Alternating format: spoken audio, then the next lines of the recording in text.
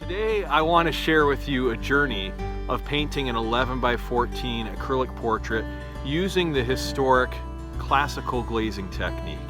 This is the technique used by Rembrandt and Titian, Vermeer, Caravaggio, artists of old that we really look up to and admire the luminosity they achieved, the smoothness of shading, the depth. And with acrylics, it's very difficult traditionally to achieve that kind of depth, that kind of luminosity, because it's more of an opaque medium. But there are techniques now, and something I learned over 20 years ago from a painting master, to be able to take acrylic and mix it with clear matte medium. It gives it a luminosity and a depth that really makes it close to what you can achieve with oils. I want to show you that process today in an 11 by 14 portrait. So my example portrait today, demonstrating the glazing technique, is a commission 11 by 14 painting that I did of three girls in a park. It was based off of this reference photo here, and I got this from the client. I thought it was just a fantastic photo to work from. Smooth shading, lots of detail, good color saturation. All the girls have a nice smile on their faces, and the background as well really adds a lot of interest to the painting. And anytime I have a background where there's trees involved, landscapes, I try to leave it as is. I don't edit that out. I want to keep the lighting, which is natural lighting, to match up with what we would see in the painting. So what we want to do is a detailed sketch. That's the first step. That's the foundation for the painting, and when you have a detailed sketch that's accurate, you have good proportions and likeness and detail, that's going to allow you to dive into the painting process with confidence. So after doing a sketch with sepia tone Prismacolor colored pencil, after that the next step is to seal it in. So to seal it in, I used matte medium, that's clear acrylic without pigment, dries to a flat finish, crystal clear. I apply it evenly with a flat brush, usually 3/4 or 1 inch in size, and just smooth everything out evenly. After the matte medium has dried, then it's time to go in with some initial layers. And with the glazing technique, you're going to go a lot lighter than what you would expect traditionally using acrylic. You're going to mix about 95% medium to about 5% paint. So the ratio of medium to paint, it's really a huge difference. So tons of medium, just a tiny bit of paint, and those initial layers are going to be very light. That's going to allow you the freedom then to adjust if you have anything that's off with your colors, anything that's off with your values. You can easily shift that because everything's so light, and you don't have to try to paint over things and have muddy colors and get frustrated. With the glazing technique, it really eases the frustration and makes the process so much better. I'm using a little bit of raw umber dark and ultramarine blue, mixing them together, and that is what's going to really give you a realistic blue. So we're toning the strength of that blue down and getting it to look more lifelike blue. And it varies from person to person. This first glaze has to just get the of that blue color within there. So I'm filling it in. It doesn't take very long. See, I'm just filling that in on quickly.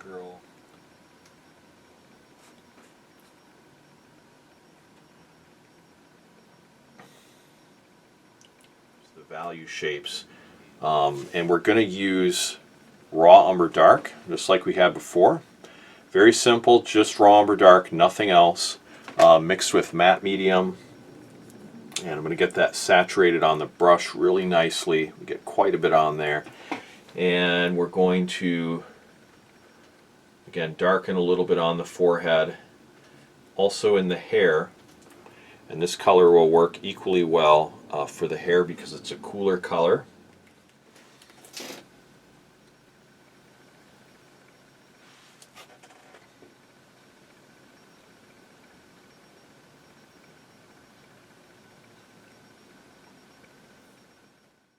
After that initial block in, where just getting in the main values, trying to see the difference in contrast between foreground and background, the major tonal differences in value, and doing that evenly across the whole painting.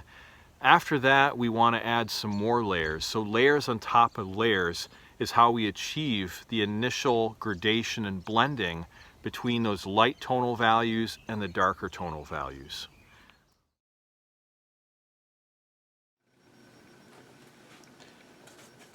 Darkening that whole area, and then there's shadow around her nose that I want to start to develop.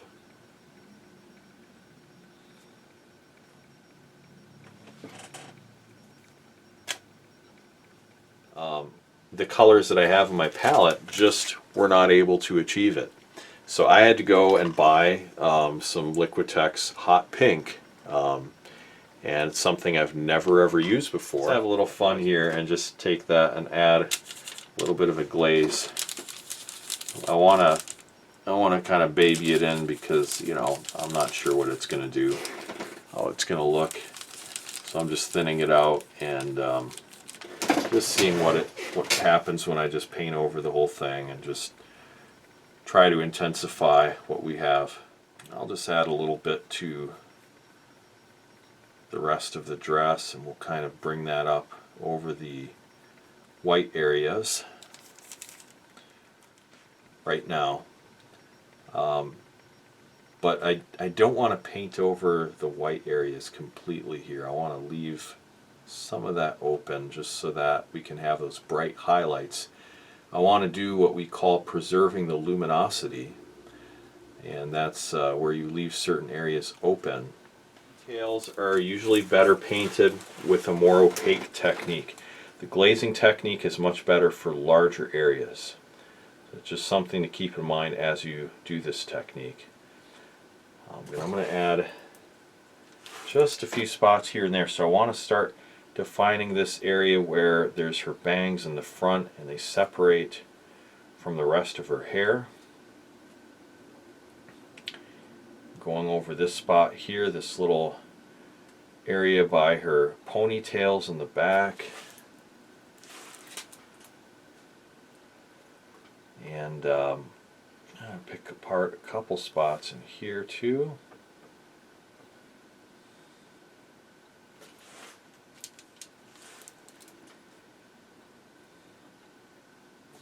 And so I want to start picking out some of those nuances on the top.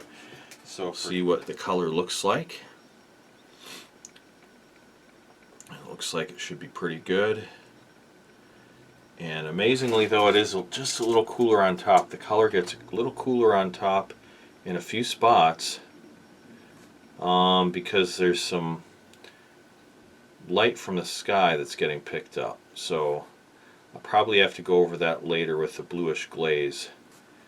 But I'm just going to do my main detail work with this color.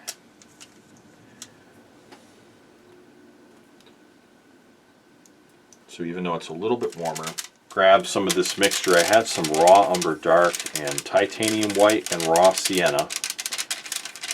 And I'm going to go over their flesh tones a little bit and add those colors in.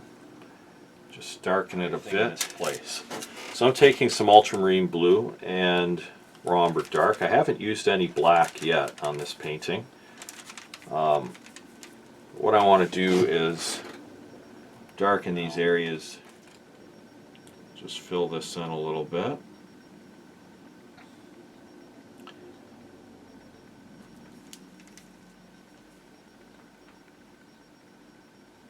And you might say, well, why don't you just use straight black and just be done with it? But when you use the glazing technique, you're able to build many, many nuances, because I can have an area that's dark and then I can go and add a dark area within the dark and add more light. So we're just adding those little dark areas here and there, trying to get the darkest values within the painting as dark as they should be. Now I won't get it in this layer, but I'm pushing them in that direction.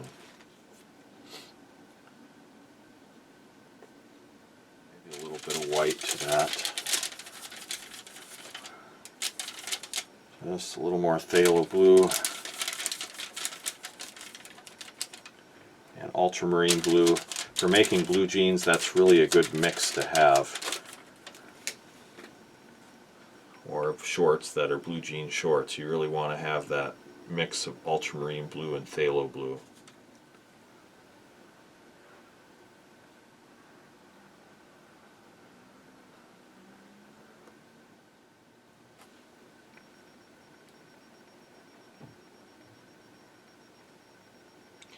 And then by her shorts a little bit, want to darken that area. That's in shadow, I think, from her shirt.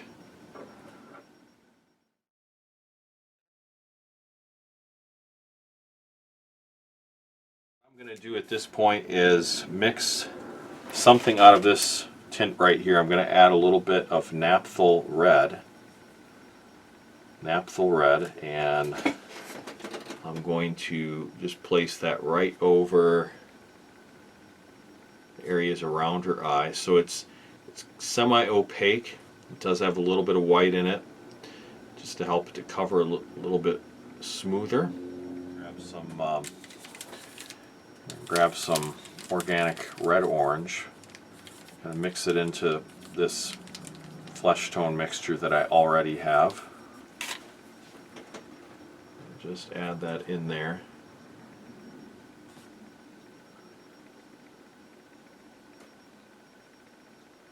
So it's a little more opaque here, and I do have to get somewhat more opaque than usual.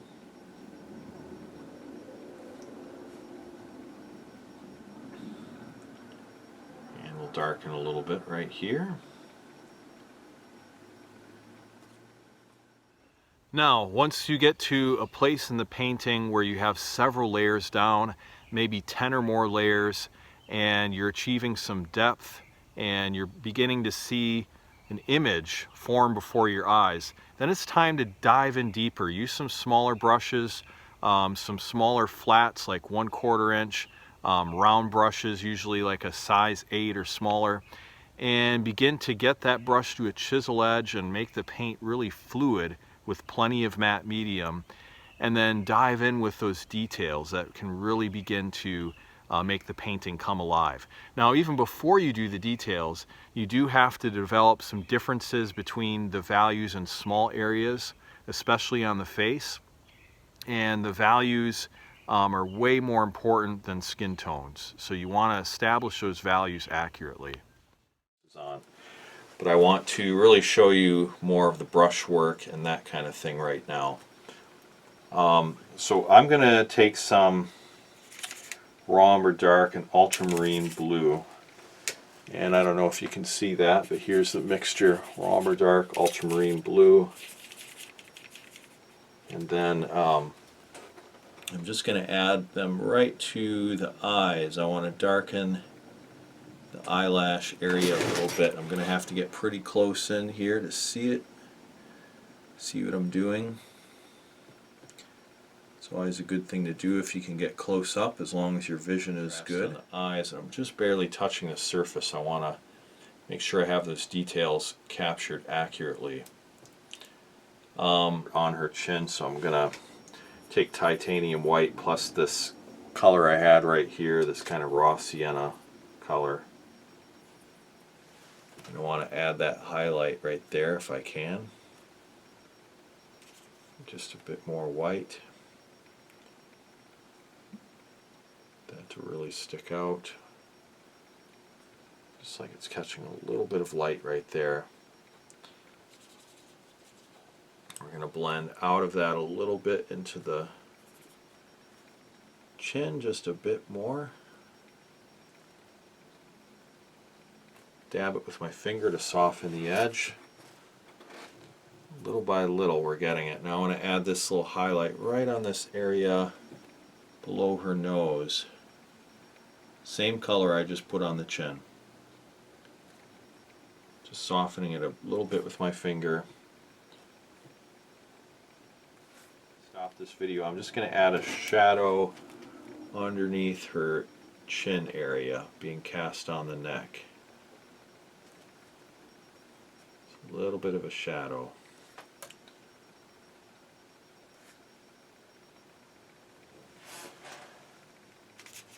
And then let's diffuse the sharpness of it by having it blur up into the upper area just a tiny bit.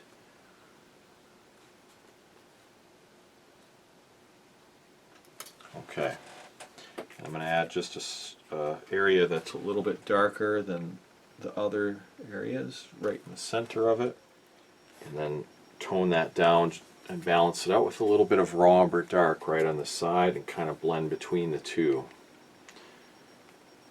And then I'm going to just brush it on lightly and see what we get. Kind of test the color a little bit. So there's several different nuances in here. And I want to use a little bit of titanium white. And we're going to blend out of that.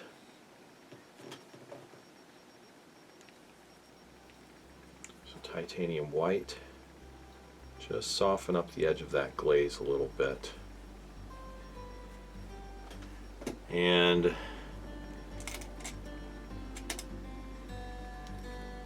we're going to darken on this side a little bit as well.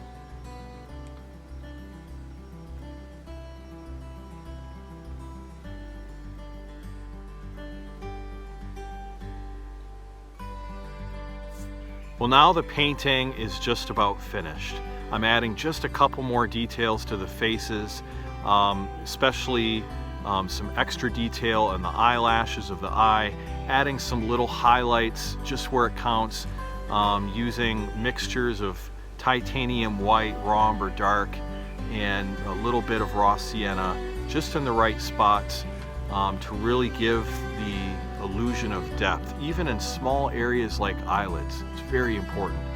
And now with the painting finished, I'm thankful for what God has allowed me to produce, and I hope that I can encourage you to try an acrylic portrait with the glazing technique, and you'll find out that this really makes it a lot easier. It takes away the frustration.